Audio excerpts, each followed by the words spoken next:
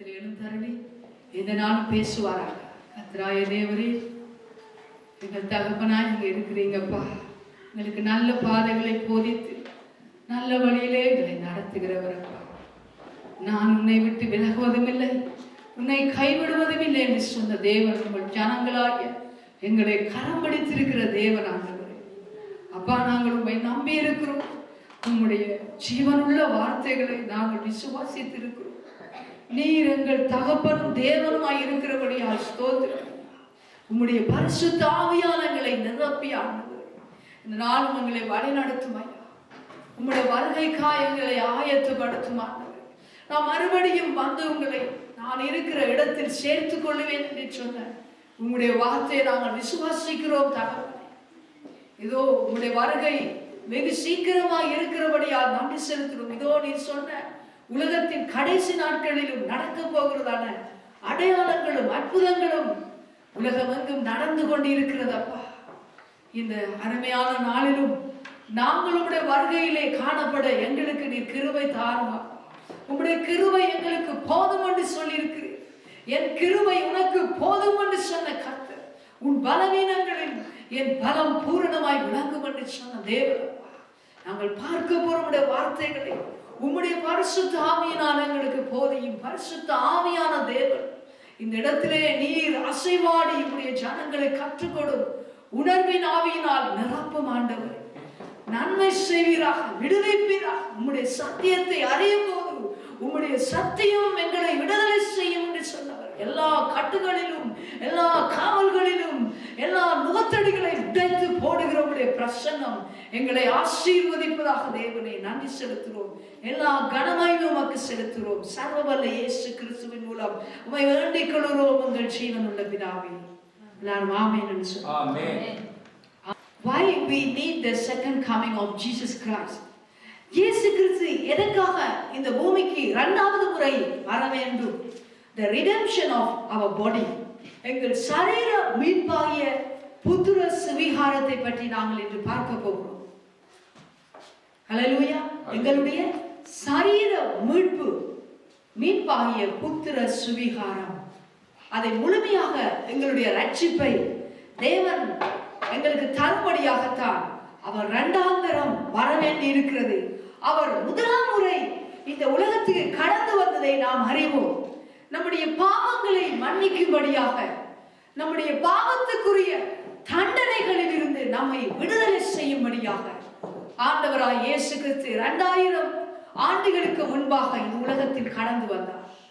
அவர் நமக்காக இந்த உலகத்திலே கன்னியின் வயிற்றிலே பிறந்து பாவத்துக்கான தண்டனையை அவர் சுமந்து தீர்த்தார். நம்முடைய வாழ்க்கையில் ஆண்டவரும் இரட்சகருமாக பிதா அவரை நமக்காக ஏற்படுத்தினார். அது அவருடைய முதலாவது வருகை. இப்பொழுது வேதம் சொல்லுது, அவர் பாவம் இல்லாமல் அவர் மறுபடியும் நமக்காக அவர் பிரசன்னமாகுவார் என்று அந்த வார்த்தையை ஒரு விஷயம் பார்த்து கொண்டு நாம் இந்த ரோமருக்கு வருவோமா. எபிரேயருக்கு எழுதின நிருபத்தில் 9ஆம் அதிகாரம் 28வது வசனத்தை நாங்கள் ஒரு விஷயம் வாசிப்போம்.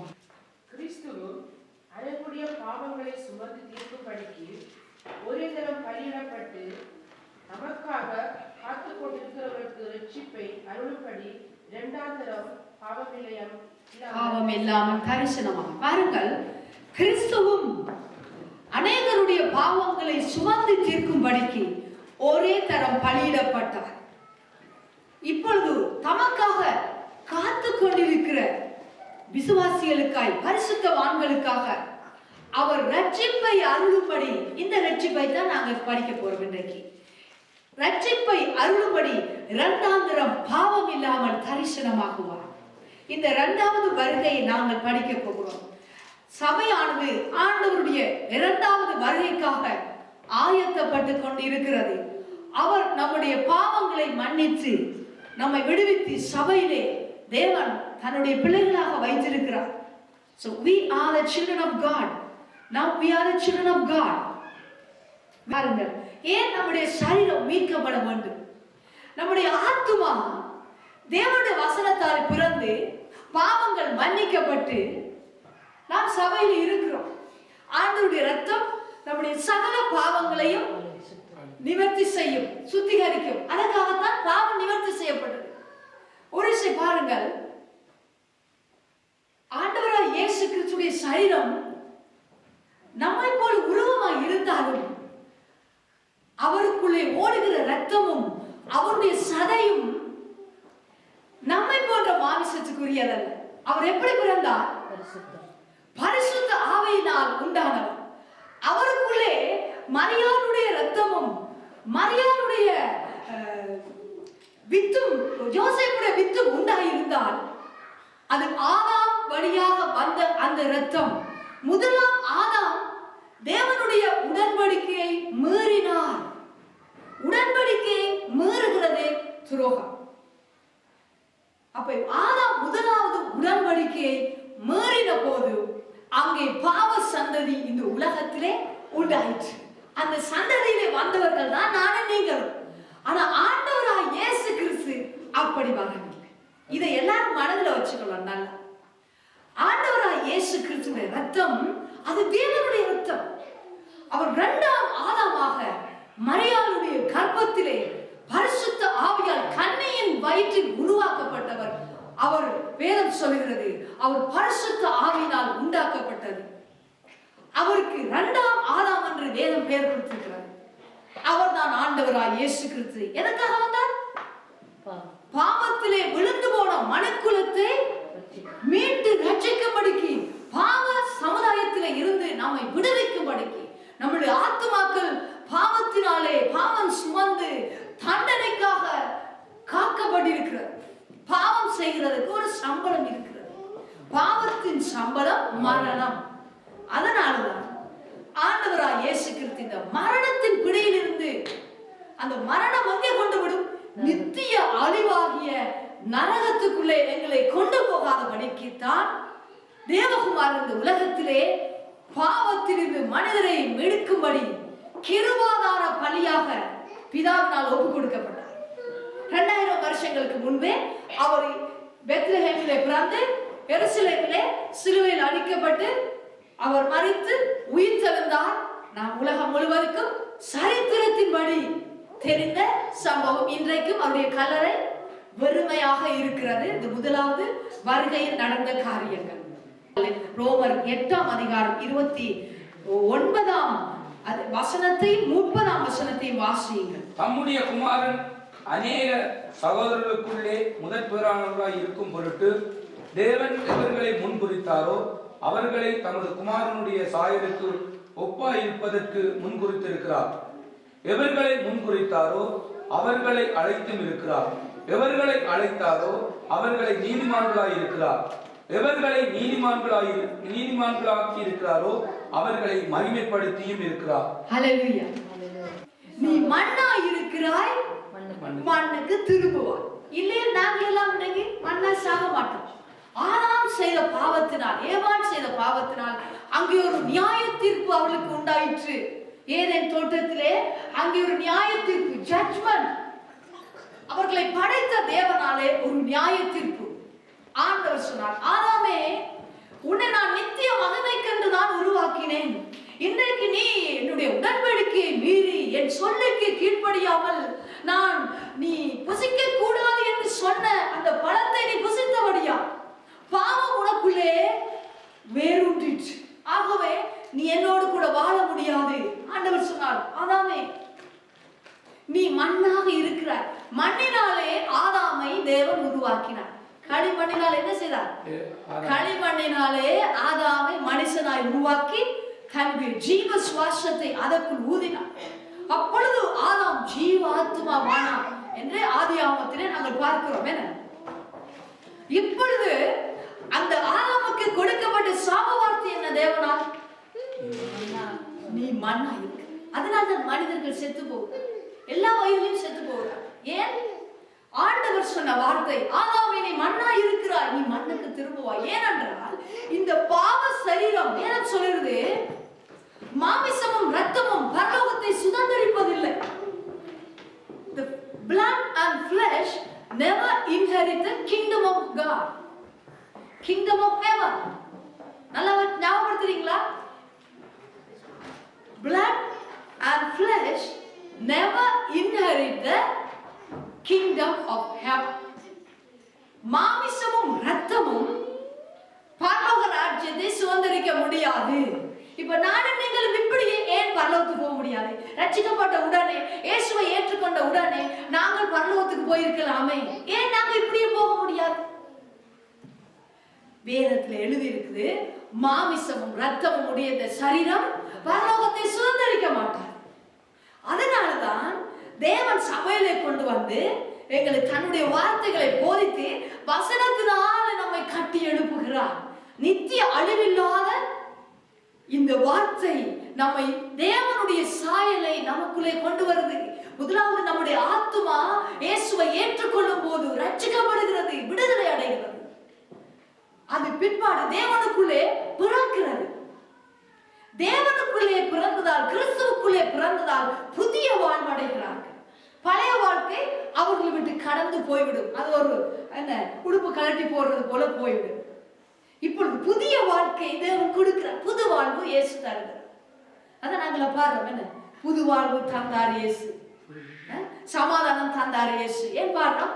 புதிய உள்ளான ஆத்துமா, ஆதாமுடைய பாவ சந்ததியிலே மரித்து போயிருந்த ஆத்துமா இன்றைக்கு நித்திய கர்த்தராகிய தேவன் இயேசு கிறிஸ்துவை உள்ளத்தில் ஏற்றுக்கொள்ளும் போது அவருடைய ரத்தம் நம்முடைய பாவங்களை கழுவுகிறது. அங்கே பாவம் மன்னிக்கப்பட்ட ஒரு நிச்சயத்தை அந்த மனிதனுக்குள்ளே தேவன் உண்டாக்கி விடுகிறார். பாவத்துக்கான தண்டனை நமக்காய் காத்திருந்தது. ஆனால் இயேசு கிறிஸ்துவை உள்ளத்தில் ஏற்றுக்கொள்ளும் போது பாவத்துக்கான தண்டனை விலகி போகும். அப்பொழுது நாங்கள் தேவனுடைய பிள்ளைகளாகி அவருடைய பரிசுத்தத்தை சுதந்திரிக்க நாங்கள் கிருபை பெற்றுக் கொள்வோம். இது நம்மாலே உண்டாகிறது அல்ல, இது கர்த்தராலே கொடுக்கப்படுகிற கிருபையாகிய ஈவு, அவருடைய இரக்கம், அவருடைய தயை நம்ம எல்லாம் கிறிஸ்துவுக்குள்ளே பிள்ளைகளாகிட்டு. ஹல்லேலூயா. ஆகவே பார்க்கிறோம், இந்த இயேசு கிறிஸ்து மாமிசத்தை இரத்தத்தை உடையவர் வந்தாலும் அவருடைய ரத்தம் வல்லமை உள்ளது, அவருடைய ரத்தம் பரிசுத்தம் உள்ளது, அவருடைய ரத்தம் நம்மை பாவங்களை கழுவ வல்லமை உள்ளதாக இருக்கிறது. ஏனென்றால் அது ஆதாமுடைய ரத்தம் அல்ல. ஆதாமுடைய ரத்தமாய் இருந்தால் இயேசுடைய ரத்தம் நம் பாவங்களை போக்க. ஆதாமின் வழியாய் வந்த ரத்தம் எப்படிப்பட்டது? பாவ சுபாவம் உடைய ரத்தம். அது நாம் பிறந்தாலும் பிறந்த குழந்தைக்குள்ளே பாவ ரத்தம் ஓடுகிறது. அதனால்தான் அந்த ரத்தம் நம்முடைய பிள்ளை எப்படி சின்னலே பிள்ளை பாவ குணங்களை உடையதாய் காணப்படுகிறது. எரிச்சல் படுகிறது, பிள்ளை பொறாமப்படுகிறது, பிள்ளை கோபப்படுகிறது, பிள்ளை அடிக்கிறது, பிள்ளை சண்டித்தனம் பண்ணுகிறது. ஏன்? அதெல்லாம் பாவ சுபாவம் ஆதாமுக்குள்ளே ஓடின அந்த ரத்தம் பரம்பரை பரம்பரை பரம்பரையா இன்றைக்கு நமக்குள்ள ஓடுகிறது. எப்போ ஒரு நாள் இயேசு கிறிஸ்துவை நாம் வாழ்வில் ஏற்றுக்கொண்டோமோ அன்றைக்கு மாற்றப்படுகிறது நம்முடைய சரித்திரங்கள். ஆண்டவர் ஒவ்வொரு மனிதனும் இயேசுவை ஏற்றுக்கொள்ளும் அந்த நாளில் அவருடைய ஹிஸ்டரி மாறுகிறது. கிறிஸ்துவுக்கு முன், கிறிஸ்துவுக்கு பின் என்று சொல்லி சரித்திரத்தை மாற்றின அந்த தேவன் நம்முடைய வாழ்க்கையில் ஒரு சரித்திரத்தை ஏற்படுத்தி விடுகிறார். நம்ம எல்லாருக்கும் ஒரு ஹிஸ்டரி இருக்கு இல்லையா? கிறிஸ்துவுக்கு முதல் என்னுடைய வாழ்க்கை எப்படி இருந்தது, கிறிஸ்துவுக்கு பின் என்னுடைய வாழ்க்கை, புது வாழ்க்கை எப்படி மாற்றப்பட்டது. அதனால்தான் ஆண்டவராய் இயேசு கிறிஸ்து உலகத்துக்கு வர வேண்டி இருந்தது.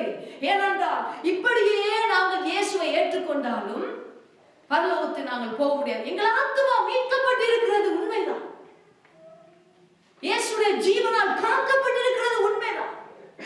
ஆனால் இயேசு கிறிஸ்து மறுபடி வர வேண்டும். எதற்காக என்றால் சபையாக நாங்கள் ஆராதித்து அப்பான்னு கூப்பிட்டு அவருடைய அப்பான்னு கூப்பிடுற ஆவியை நமக்குள்ள ஊற்றி இருக்கிறார். புத்திர சுவிகாரத்தின் ஆவி, அப்பான்னு கூப்பிடுற ஆவியை நமக்கு தந்த தேவன் சரீர மீட்பாகிய புத்திர சுவிகாரம் உண்டாகும்படியாய் அந்த இரண்டாம் வருகையிலே அதை நமக்கு தருவார். எப்படி தருவார் என்பதை தான் என்று பார்க்க போகிறோம். இதுதான் பேசிக். இப்பதான் பேசிக் முடிச்சிருக்கு, சரியோ? அடிப்படை உங்களுக்கு சொல்லி இருக்கிறேன். தம்முடைய குமாரன் அநேக சகோதரருக்குள் முதல் பேரானவராய் இருக்க வேண்டும் என்று தேவன் அவர்களை முன்னறிந்தார். பாருங்கள், தேவன் தான் முன்குறிக்கிறார். யார் யார் இந்த சபையில இருக்க வேண்டும் என்று தேவன் முன்குறிக்கிறார். முன் அறிந்தாரோ? உலக தோற்றத்துக்கு முதலே முன்குறிச்சிட்டார். யார் யாரை முன்குறித்தாரோ, யார் யாரை முன்னறிந்தாரோ அவர்களை அழைத்திருக்கிறார். அப்ப எங்களை அழைத்தது யார் இந்த சபைக்குள்ளே? ஆண்டவராய் இயேசு கிறிஸ்து நம்மை அழைத்திருக்கிறார். அப்ப நம்ம ஒருவன் அழைக்காவிட்டால் நாம் வர முடியாது இல்லையா? பாஸ்டர் அழைக்கலாம், சகோதரி அழைக்கலாம், அண்ணன் அழைக்கலாம், எல்லாரும் அழைக்கலாம். ஆனால் எங்களுக்குள்ளே இருந்து யார் அவர்களை அழைப்பது? இயேசு அழைப்பு கொடுக்கிறார். உனக்கு நான் புது வாழ்வு தருகிறேன், உனக்கு நான் ரட்சிப்பு தருகிறேன், பரலோக வாசியாய் உன்னை வாழ வைக்க நான் ஆசைப்படுகிறேன். நான் உனக்காக மரித்திருக்கிறேன், உனக்காக நான் ரத்தம் சிந்தி இருக்கிறேன், உன் பாவங்களை நான் சுமந்திருக்கிறேன், உன் பாவங்களுக்கான தண்டனைகளை நான் அனுபவித்திருக்கிறேன். ஆகவே நீ பாவத்துக்கான தண்டனை அனுபவிக்க வேண்டியதில்லை. என்னை எப்பொழுது உன் உள்ளத்தில் ஏற்றுக்கொள்கிறாயோ, இயேசுவே என் உள்ளத்தில் வாரும், என் இரட்சகராய் இரும், என்னோடு இருந்து என்னை நடத்தும் என்று எப்ப நீங்க சொல்லுகிறீங்களோ, மரணத்தை வென்று உயிர்த்து எழுந்து அவர் உன்னதங்களின் சிங்காசனத்தில் இருக்கிறார். ராஜாதி ராஜாவா, கர்த்தாதி கர்த்தராய், கர்த்தத்துவத்தை தோளில் கொண்டவரா, சமாதான பிரபுவா, பிரின்ஸ் ஆஃப் பீஸ், நித்திய பிதாவாக அவர் இருக்கிறார், வீற்றிருக்கிறார். அவர் குறித்து சொல்லப்படுது எல்லா உன்னதங்களில் எல்லா நாமங்களுக்கும் மேலாக அவர் உயர்ந்திருக்கத்தக்கதாக பிதா அவருடைய சிங்காசனத்தை உயர்த்தினார். அதனால் அவரால் எல்லாம் முடியும். இயேசு கிறிஸ்துவால் முடியாத ஒரு காரியம் இல்லை. அவர் சொல்லியிருக்கிறார், நான் மாம்சமான யாவருக்கும் தேவனாய கர்த்தர், என்னால் செய்யக்கூடாது என்று ஒரு காரியம் இல்லை என்று அவர் சொல்லியிருக்கிறார். தீர்க்கதரிசி சொல்லுகிறார், அவரால் செய்யக்கூடாத ஒரு காரியம் இல்லை. நீங்கள் எதை என்னால முடியவில்லை, இதை அவரால் செய்யக்கூடும் என்று நீங்கள் யோசிக்கலாம். ஆண்டவரே சொல்லுகிறார் உங்களுடைய உள்ளத்தில், அவரால் என்னால செய்யக்கூடாத ஒரு அதிசயம் ஒன்றுமே இல்லை. I can do all things possible. கர்த்தரால் எல்லாம் முடியும். இது முடியுமோ, இயேசுவால் இது முடியுமோ, இது கூட இல்ல. அவர்தான் சர்வ சிருஷ்டிக்கும் கர்த்தர், அவர்தான் சர்வ வல்லமை உள்ள தேவன். வானத்திலும் பூமியிலும் பூமிக்கு கீழான எல்லா முழங்கால்களும் முடங்கி பணிந்து கர்த்தர் என்று நாவுகள் அறிக்கை செய்யும் நாமத்தை உடையவராய் இருக்கிறார். அவர் உயிர்த்தெழுந்து சாவாமை உள்ளவராய் சதா காலங்களுக்கு உயிரோடு இருக்கிறார். அவர் வரப்போகிறார். He is coming very soon. Hallelujah. Soon and very soon we are going to see the King. Soon and very soon we are going to see the King. Hallelujah, hallelujah, we are going to see the King. பக்தி பாடல் அப்படி இருக்குது, மிகவும் அருகிலே அவருடைய வருகை இருக்கிறது. ஹalleluya. அப்ப ஏன் ஆண்டவர் வர வேண்டும்? Why we need the second coming of Jesus Christ? அவரே சொல்லி சென்றார், the redemption of our body, எங்கள் சரீரம் மீட்கப்பட வேண்டும். இந்த மாமிச ரத்தத்தை உடைய நாங்கள், ஆண்டவர் சொல்கிறார், எவர்களை அழைத்தாரோ அவர்களை மகிமைப்படுத்தி இருக்கிறார். எவர்களை அழைத்தாரோ அவர்களை, அதுதான் அந்த மகிமை. அந்த மகிமை எப்படிப்பட்டது? நித்திய மகிமை. நாம் இந்த பார்க்கிறோம் 29ஆம் வசனத்தை பாருங்க. முதல் பேரானவராய் இருக்கும் பொருட்டு தேவன் அவர்களை அழைத்தாரோ தமது குமாரனுடைய சாயலுக்கு ஒப்பாக முன்குறித்திருக்கிறார். This is the glory. இதான் அந்த மகிமை. அப்ப நாம யாரை போல மாற போகிறோம்? யார் சாயல்? இயேசுவை போல எங்களுடைய சரீரம் மாற போகுது. சந்தோஷம் இல்லையா? இயேசு கர்த்தர், இயேசு தேவன். என்னைக்கு இயேசு ஏற்றுக்கொண்டீங்களோ அன்னையிலிருந்து உங்களுக்குள்ளே அவருடைய ரத்தம் ஓட தொடங்கி விட்டது. பாவ ரத்தம் போயிட்டு இந்த சரீரத்தை குறித்து பவுல் சொல்றார். அதை பார்த்து போங்க. பவுல் சொல்லுகிறார் 2 கொரிந்தியர் 5ஆம் அதிகாரத்திலே பவுல் சொல்றார், இது ஒரு போர்வை.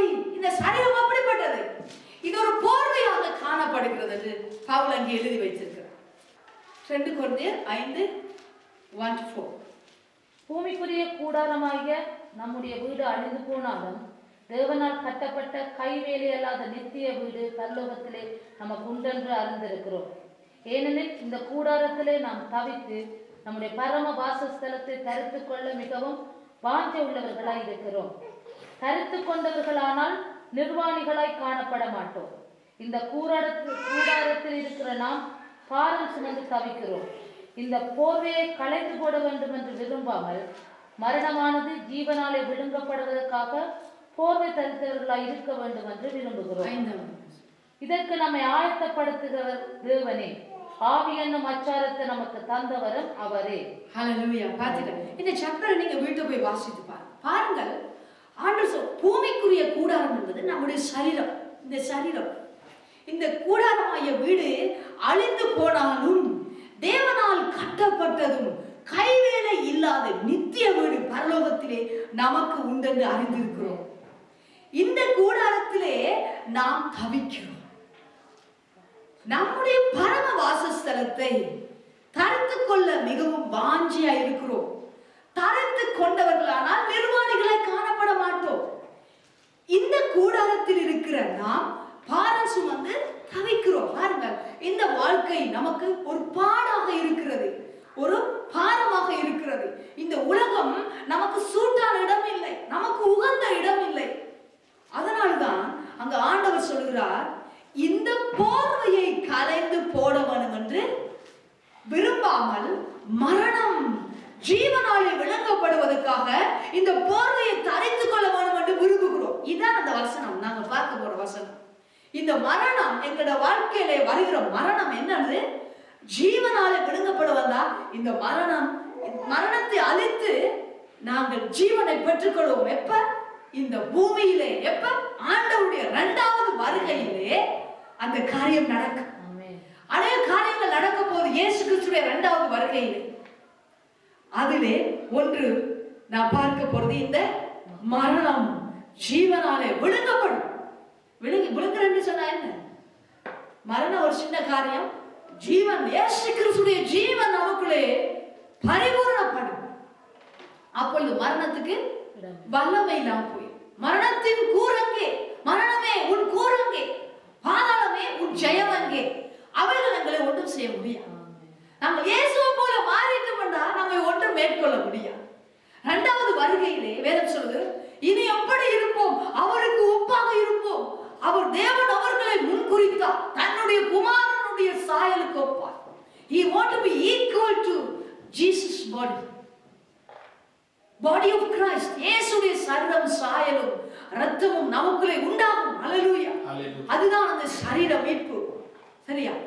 நல்ல மனதில் விசுவாசம். இதுதான் கிறிஸ்து ஏன் வர வேண்டும், ஏன் நமக்கு இந்த உலகத்தில் இயேசு வர வேண்டும், ஏன் நாம் அவருடைய வருகைக்கு காத்திருக்க வேண்டும். ஏன்னு சொன்னால் நாம் மீட்கப்பட்டிருக்கோம், ஆனால் நம்முடைய சரீரம் மீட்கப்பட வேண்டுமே. அவர் வந்தால்தான் நிர்வாணிகளாய் காணப்பட மாட்டோம். அவர் வரும்போது இந்த போர்வை என்ன செய்வோம்? ஒரு பெட்ஷீட்டை போட்டு, போர்வை என்பது மூடிக்கொள்ளுகிறது. போர்வை என்பது என்ன? நம்மை மூடிக்கொள்ளுகிற ஒரு ஆடை. அப்ப இந்த சரீரம், வெளிப்புறமான சரீரம் ஒரு ஆடையை போல, ஒரு வஸ்திரத்தை போல, ஒரு டிரெஸ் போல இருக்கிறபடியா, we will remove this dress and we will go with glorious body. அதைத்தான் என்னை பார்க்க போறோம். 1 கொரிந்தியர் 6ஆம் அதிகாரம் 14வது வசனம். கர்த்தர் இயேசுவை எழுப்பினார், நம்மையும் எழுப்புவார். தேவன் கர்த்தரை எழுப்பினாரே, நம்மையும் தமது வல்லமையினாலே எழுப்புவார். God had raised up the Lord, will also raise up us his own power. God என்ன செய்தார்? God had raised up the Lord. இயேசுவை பிதா எழுப்பினார். இயேசுக்குள்ளே பிதாவின் ஆவி, பரிசுத்த ஆவி வாசமாய் இருந்தார். இயேசுவை மரணத்தில் இருந்து பிதா எழுப்பினார் 3ஆம் நாள். சதா காலங்களில் உயிரோடு இருக்கிறவராக அவர் அங்கே காணப்பட்டார் இயேசு கிறிஸ்து. அதைத்தான் இங்கே பவுல் அப்போஸ்தலன் சொல்கிறார், இயேசுவை எழுப்பினார். தேவன் இயேசுவை எழுப்பினார். Also raise up us his own power. அவர் தம்முடைய வல்லமையினாலே நம்மை எழுப்புவார். நம்மையும் எழுப்புவார். நம்மை எழுப்புவார். மரணத்தை காண முடியாமல் நாம் எழுப்பப்படும். ஆண்டோட வருகையிலே, இப்ப இயேசுவோட வருகை எப்ப வரும்? எல்லாரும் செத்து போனவர் இயேசு வருவார். அப்படி இல்லை. இப்படி இருக்கும்போது கொஞ்சம் பேர் மரணத்தை காணாமல் உயிர்ப்பிக்கப்படுவாங்க. மரணத்தை காணாமல் ஒரு இமைப்பொழுதுல மாற்றப்பட போகிறார்கள். கிறிஸ்துவுக்குள்ள மறைத்து போனவங்க இருக்கிறாங்களே. 2000 வருஷங்களுக்கு முதல் இயேசு வந்தார், பரிசுத்த ஆவி பெந்தெகோஸ்தே நாளிலே சபை ஆரம்பமாயிற்று. எப்ப சபை ஆரம்பமானது? பெந்தெகோஸ்தே நாளிலே 120 பேர் மேலறையில் கூடி இருந்த பொழுது பரிசுத்த ஆவி இறங்கி வந்தார். அந்த நாளில் தேவனுடைய சரீரம் பரிசுத்த ஆவியால் உயிர்ப்பிக்கப்பட்டு தேவனுடைய சரீரமாய், கிறிஸ்துவுடைய சரீரமாய் இந்த பூமியிலே சபை ஆரம்பிக்கப்பட்டது. சபையின் அஸ்திவாரமாகிய இயேசு கிறிஸ்து அங்கே கட்டி எழுப்பப்பட்ட அந்த நாள், கட்டப்பட்ட அந்த நாள், அஸ்திவாரம் விடப்பட்ட அந்த நாள், கிறிஸ்துவுக்குள்ளே வாசமாயிருந்த அவருடைய ஆவி உங்களுக்குள்ளே வாசமாயிருந்தால் சாவுக்கு ஏதுவான உங்கள் சரீரங்களையும் உயிர்ப்பிப்பார்,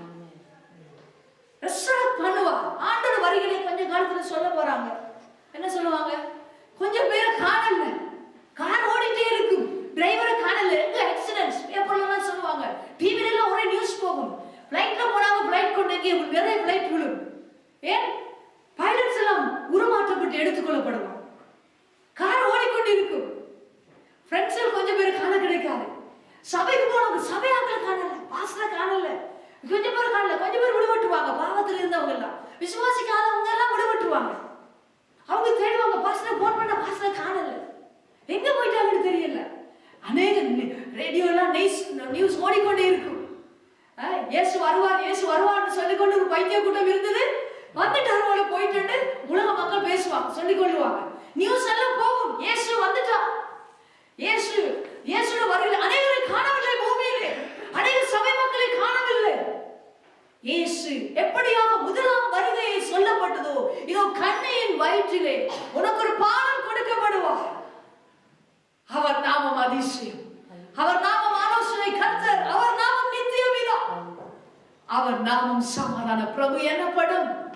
அதே போல வந்தார், பிறந்தார், மரித்தார், உயிர்த்தெழுந்தார், போயிட்டார். இப்போது இரண்டாம் வருகைக்கு நாம் we need to ready and alert. இந்த சரீரம் மீட்கப்படும் நாளுக்காக நாங்கள் ஆயத்தப்பட்டுக் கொண்டிருக்கிறோம். நாங்கள் ரட்சிக்கப்பட்டிருக்கிறோம். உண்மையா இந்த சரீரத்தை அவர் கொண்டு போகும் நாள் நெருங்கி இருக்கு. ஹல்லேலூயா. எங்க பூமியில பரபரப்பா இருக்கும். ஐயோ இனி என்ன ஆகுறது? அதுக்கு பிற்பாடு பூமியிலே பரிசுத்த ஆவியின் கிரியை இருக்கா? பாவங்கள் உணர்த்தப்பட மாட்டாது. கைவிடப்பட்டவர்கள் எல்லாம் அவர்களுக்கு தெரியும் இயேசுதான் தெய்வம் என்று. ஆனால் அந்தி கிறிஸ்து, நானே இயேசு என்று ஒருவன் வருவான். அவனுக்கு வேதம் பேர் குறிக்கிறது அக்கிரமக்காரன். அவனை இஸ்ரவேல் மக்கள் எல்லாம் தேவனாய் ஏற்றுக்கொள்ளுவார்கள். 3.5 வருஷம் இந்த பூமியிலே சமாதானம் உண்டாயிருக்கும். அடுத்த 3.5 வருஷம் மகா உபத்திரவத்தின் காலம். மக்கள் எல்லாம் சாவை தேடியும் சாக மாட்டார்கள் என்று வேதத்தில் எழுதியிருக்கிறது. அப்படிப்பட்ட காலத்துக்குள்ளே நாம் இருக்காதபடிக்கு, நாம் ஆண்டவருடைய வருகையில் நம்முடைய சரீரம் மீட்கப்படும்படியாக நாம் ஆயத்தப்பட வேண்டும். ஹல்லேலூயா. ஆகவே விளங்குதா உங்களுக்கு எல்லாம்? ஆமென். ஹல்லேலூயா. ஆகவே நாம் ஆயத்தப்பட வேண்டிய காலம். இன்னொரு மன்னவர்கள் கூட வரலாம். இயேசு இந்த டுநைட் அவர் வரலாம். அவர் சொல்லியிருக்க, இதோ திருடன் வருகிற விதமாய் அந்த நாள் இருக்கும். அந்த நாள் எப்படி கள்ளன் வரும்போது சொல்லிட்டு வர, we need to alert, we need to ready to go with him. 2000 வருடங்களுக்கு முன்பே எழுதப்பட்ட இந்த வேதத்தில் சொல்லுகிறது, திருடன் வருகிறவருமாய் வருவார். மாரநாதா, இயேசு வருகிறார். மாரநாதா என்றால் அந்த நாளே அப்போஸ்தலர்கள் சொன்ன வார்த்தை மாரநாதா. எனக்கு ஒருவர் காணும்போது அவர்கள் சொல்லுவார்களா, மாரநாதா என்று சொன்னார். இதோ இயேசு வருகிறார் என்று தான் God bless you பதிலா மாரநாதா என்று சொல்லுவார்களா. மாரநாதா என்றால் இயேசு சீக்கிரம் வருகிறார். நம்மை மீட்டுக்கொள்ள, நம்முடைய சரீரத்தை மீட்டுக்கொள்ள வருகிறார். The redemption of our body, சரீர மீட்பாய புத்திர சுவிகாரத்தை பூரணமாய் நமக்கு தரும்படி வருகிறார். We are going to have a glorious body. It is an imperishable body like Jesus Christ. அவருடைய சரீரம் அப்படிப்பட்டது, அழியாமை உள்ளது. It is an imperishable, incorruptible body. அது பரிசுத்த சரீரம், கரையில்லாத சரீரம், அழியாமை உள்ள சரீரத்தை நமக்கு கொடுக்கிறதுக்கு ஆண்டவர் வருகிறார். ஹல்லேலூயா. அவர் வரும்போது அந்த சரம், வேதம் சொல்லுது, in a moment, in a twinkling of our eye, அதாவது கண்ணை வைத்து திறக்கக்குள்ள, கண்ணை வச்சு மூடக்குள்ள அவருடைய வருகையும் நம்முடைய சரீரம் உருமாற போகிறது. ஹல்லேலூயா. அந்த நாட்களுக்குள்ளே நாங்கள் வந்து கொண்டிருக்கிறோம்.